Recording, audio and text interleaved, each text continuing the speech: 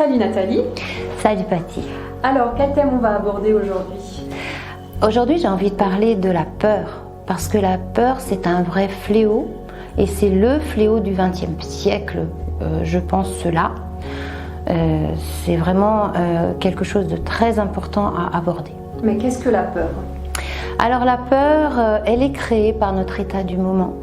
C'est-à-dire face à une expérience ou une situation, eh bien elle surgit.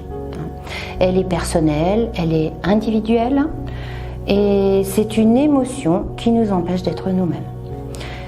Cette peur, cette émotion de peur est une émotion mère, on l'appelle l'émotion mère parce que finalement elle se cache derrière toutes les autres émotions comme la colère, la tristesse, la rancune. Et en plus, elle va aller accentuer les autres émotions. Mais d'où vient-elle cette peur finalement?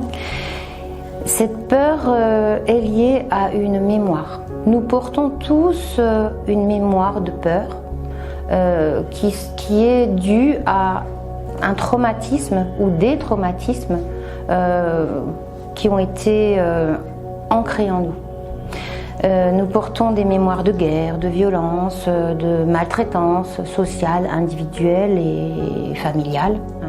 Cette maltraitance est due à un manque de respect entre les individus et surtout à un manque d'amour entre les êtres humains. Alors ce qui est à comprendre aussi, c'est que finalement la peur est importante. Nous devons notre survie à la capacité d'avoir peur. C'est-à-dire que lorsqu'il y a une situation d'urgence, il est important d'avoir peur et grâce à cette peur, notre corps va libérer de l'adrénaline et cela va nous donner l'énergie de nous battre ou de fuir, donc d'avoir une réaction à la peur.